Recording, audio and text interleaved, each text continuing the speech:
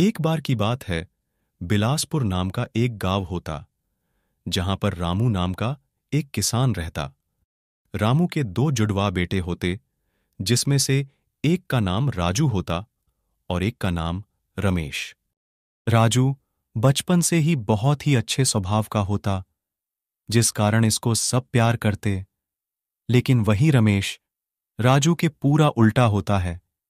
ये बचपन से ही पूरा गुस्से वाला और किसी की बात न मानने वाला होता। एक दिन रामू अपने दोनों बेटों को अपने सारे खेत दिखाने के लिए ले जाता और राजू से बोलता, बेटा, ये सभी जमीन हमारी है। जितने भी ये खेत दिखाई दे रहे हैं, ये सब अपने हैं। रमेश को तो कोई समझ नहीं है। मेरी तबीयत भी अब ठीक नहीं रहती। रमेश तो नादान है, वो अपने गुस्से और स्वभाव के कारण सभी जमीन यहां वह बेच देगा। अब ये सभी जमीनों की देखभाल तुम्हें ही करना है, और उससे जो भी पैसे आए उसे दोनों भाई मिलकर साथ में खुश रहना। हाँ पापा, आप चिंता न करें। मैं इस जमीन और खेतों का खुद से ज्यादा ध्यान रखूंगा और रमेश का ख्याल रखकर उसको जिम्मेदार बनाऊंगा। जब देखो राजू, हर बात पे राजू का ही नाम आता है। हर चीज में ये आगे आ जाता है। इसके रहते मैं कभी लोगों के नजर में नाम नहीं कमा पाऊंगा। तंग आ गया हूं इस राजू नाम से। हर बार उसे ही ज्यादा प्यार मिलता है और मुझे हर बार जलील होना पड़ता है। अब लगता है इस राजू को अपने रास्ते से हटाना पड़ेगा। इतना बोलकर ये बौखलाए हुए घर जाने लगता और वहीं राजू अपनी माँ के पास बैठकर खाना खाने लगता। बेटा, और रोटियां चाहिए तो बताना, भूखे नहीं रहना। हाँ माँ, खाना बहुत स्वादिष्ट है। खाने में बहुत आनंद आ रहा है। आपके हाथ में जादू है माँ। क्या लाजवाब खाना बनाती हो। खा ले बेटा राजू, ये रोटियां आज तुम्हारी जीवन की आखिरी रोटियां होने वाली हैं। तुझे मारने के बाद में घर वालों का और लोगों का सबसे लाडला बन जाऊंगा। इतना बोलकर रमेश रात होने का इंतजार करने लगता। फिर जैसे ही रात होती, अब मेरी इंतजार की घड़ी खत्म हुई। पहले मुझे देखना होगा राजू सोया है या नहीं। उसको आज नींद में ही ऊपर भेज दूंगा ताकि किसी को कोई शक न हो। उसके बाद रमेश हाथ में चाकू लेता और राजू के पास जाने लगता। तभी उसे ऐसा करते देख रामू देख लेता। ये रमेश चाकू लेकर राजू के कमरे की तरफ क्यों जा रहा है? मुझे उसका पीछा करना होगा। इतना बोलकर रामू उसके पीछे जाने लगता। चल बेटा राजू, अब तुम्हारा ऊपर जाने का समय आ गया। बहुत परेशान हुआ।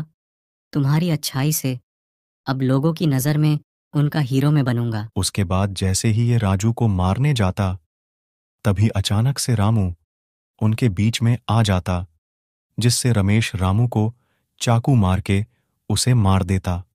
माँ जल्दी आओ माँ, देखो राजू ने पापा को मार दिया।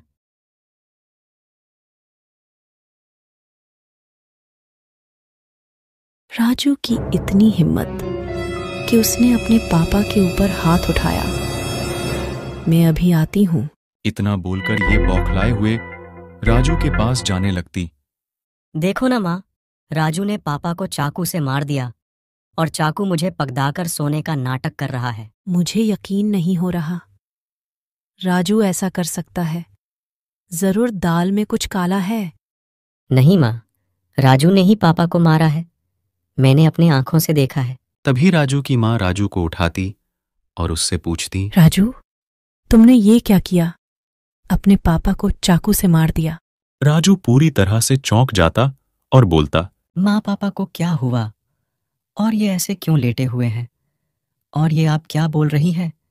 मुझे कुछ समझ नहीं आ रहा। अच्छा नाटक कर लेते हो राजू।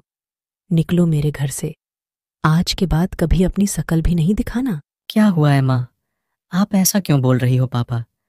ठीक तो है ना? लेकिन इसकी बातों का कोई जवाब नहीं देता, जिसके बाद ये मायूस होकर घर से जाने लगता और एक तालाब के किनारे जाकर बैठ जाता। तभी तालाब इसे बोलता, क्या बात है राजू, तुम्हारे पापा को क्या हुआ है और तुम्हें घर से क्यों निकाल दिया? यही सोच रहे हो ना? मुझे कुछ समझ नहीं आ रहा। पापा को क्या हुआ है और मम्मी ऐसा क्यों बोल रही थी? तुम्हारा भाई रमेश चाकू लेकर तुम्हें मारने जा रहा था। तभी तुम्हें बचाने के लिए तुम्हारे पापा अचानक से तुम दोनों के बीच में आ गए, जिससे चाकू उन्हें लग गई और वो बेहोश हो गए। 2 घंटे के अंदर उन्हें जीवनदान औषधि नहीं दी गई तो तुम्हारे पापा हमेशा के लिए इस दुनिया से चले जाएंगे। ये रमेश ऐसा कैसे कर सकता है? उल्टा उसने माँ के सामने मुझे गलत ठहरा दिया, जिसके कारण उन्होंने मुझे घर से निकाल दिया। मुझे कैसे भी करके पापा को ठीक करना है। आप बताइए, ये जीवनदान औषधि कहाँ और कैसे मिलेगी? मैं इसे हासिल करने के लिए कुछ भी करने के लिए तैयार हूँ। जीवनदान औषधि के लिए तुम्हें विशाल लोक जाना होगा और वहां जाने के लिए तुम्हें एक जादुई दरवाजे की जरूरत होगी। ये रहा वो दरवाजा। तुम जैसे ही इसके अंदर जाओगे, तुम्हें एक बहुत ही विशाल आकार में तांत्रिक तपस्या करते हुए मिलेगा। वही तुमको वो जीवनदान औषधि देगा। तालाब के इतना बोलते ही राजू जादुई दरवाजे के अंदर जाने लगता।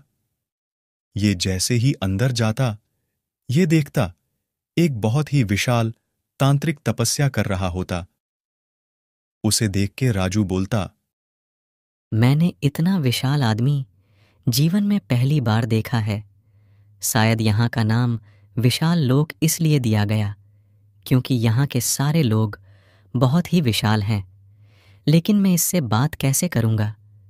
क्या मेरी आवाज़ उसके कानों तक जाएगी? तभी तांत्रिक राजू के शोरगुल से तपस्या से जाग जाता और बोलता, तुम कौन हो बच्चे, और यहाँ क्यों आए हो? मैं राजू हूँ और मेरा घर विलासपुर है। मैं आपसे जीवनदान औषधि लेने आया हूँ। उसके बाद राजू सारी कहानी तांत्रिक को बताता, जिससे तांत्रिक बोलता, कोई बात नहीं राजू, तुम ज्यादा टेंशन नहीं लो। मैं अभी तुम्हें वो औषधि देता हूँ। इसे जाकर तुम अपने पापा को पिलाना, वो तुरंत ठीक हो जाएंगे। उसके बाद तांत्रिक राजू को वो औषधि देता, जिसके एक पत्ते को लेकर राजू अपने पापा के पास जाने लगता। ये अपने पापा के पास जाता और उन्हें तुरंत वो औषधि पिलाता, जिससे कुछ देर में ही उनके पापा पूरी तरह से ठीक हो जाते। आप ठीक तो हो ना? हाँ, मैं ठीक हूं। ये रमेश चाकू लेकर राजू को मारने जा रहा था। मैं जैसे ही राजू को बचाने के लिए गया, इसका चाकू गलती से मुझे लग गया और मैं बेहोश हो गया। इतना सुनते ही राजू की मां पूरा गुस्सा हो जाती और रमेश को घर से निकाल देती।